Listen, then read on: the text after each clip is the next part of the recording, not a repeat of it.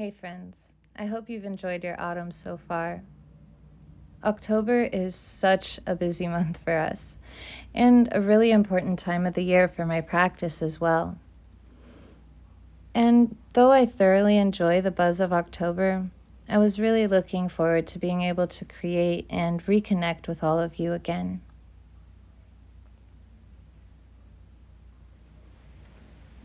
I find the harvest season to be the most magical time of the year. The earth around me takes on a new form as the flora transitions from the fresh, cool greens of spring and summer back into the fiery, warm shades of fall. It's a time of collecting the fruits of the seeds that you've sown in the seasons past, and for taking inventory for the dark and cold seasons yet to come, preparing for the time of rest and going inwards. But sometimes we come up short in the harvest season, and we may be lacking in the provisions needed to get through those long, dark months. Today, I'll be sharing with you a few simple spells for abundance and prosperity that are perfect for the harvest season. This first spell is very simple, and it doesn't require many supplies, but it is a bit messy, I must warn you. You will need an oak leaf. I gathered a fallen one from my backyard, and you'll need honey as well. Start by making a strip of honey down the middle of the leaf. Begin spreading it evenly over its edges as you focus your intentions on abundance and the feelings that it would carry with it. Imagine a feeling of fullness washing over every area of your life. We will need to locate the west wall of your home. This is where we're going to stick our oak leaf. Just as the honey sticks and clings to this leaf, good fortune and abundance stick and cling to me all the year through, so mote it be.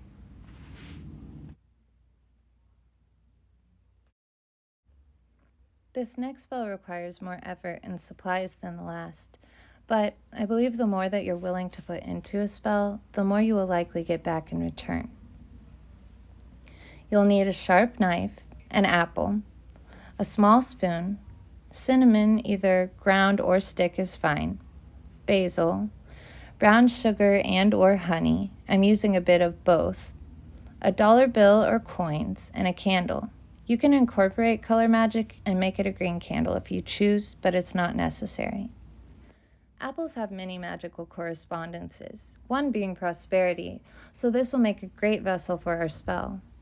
I begin by cutting a square around the stem, and once I remove this top piece, it becomes easier to go in and carve the rest out with my spoon. I dig in about an inch deep or until you reveal the star.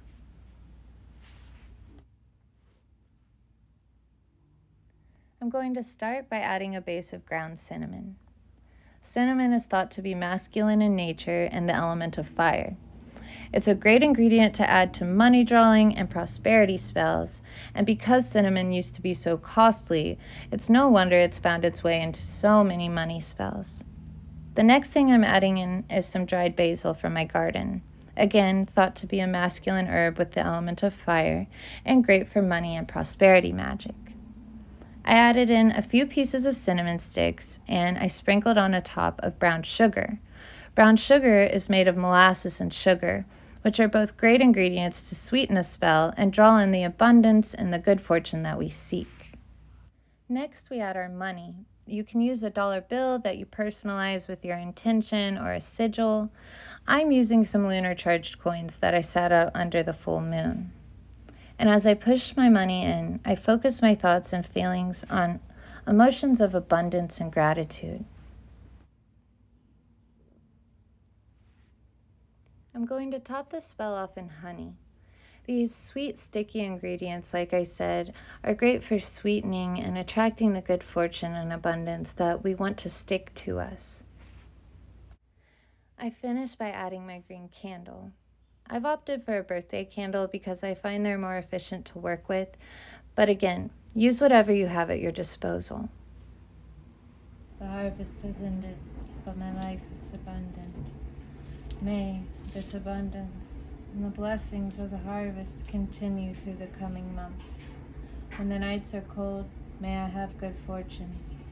When my pantry is bare, may I have food to feed my family. When my wallet is empty, may money flow to me freely.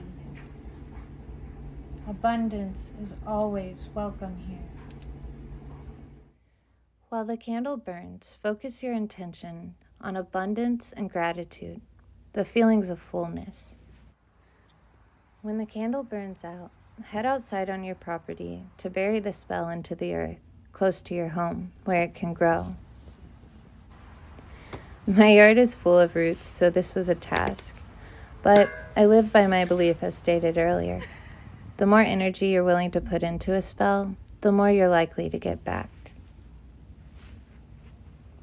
I like to state a blessing over this spell as I bury it into the earth, and I encourage you to make the spells your own, however you feel called to do so.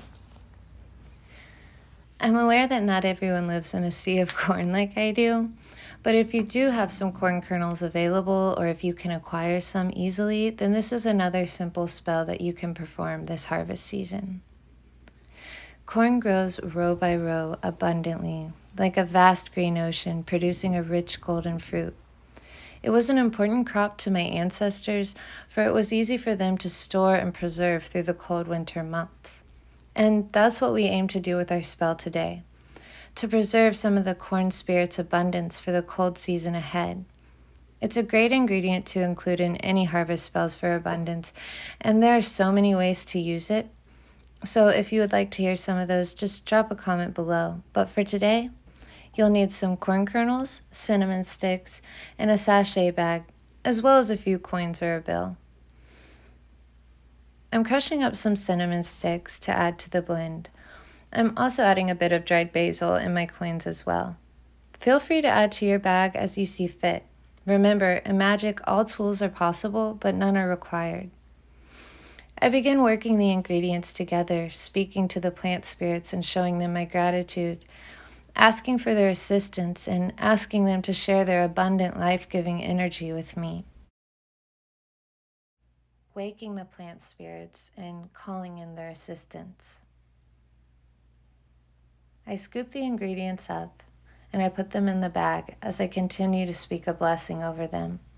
The harvest is over and my life is abundant, I repeat. I then like to seal it up with some simple knot magic. By the knot of one, the spell is done.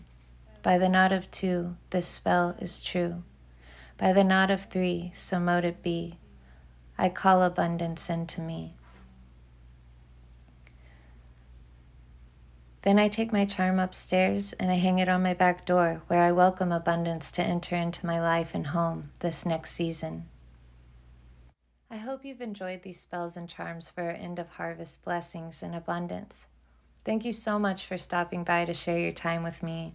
I really look forward to creating and connecting more as we go inward these next few months. I hope your harvest season is filled with many blessings. Until next time, my friends.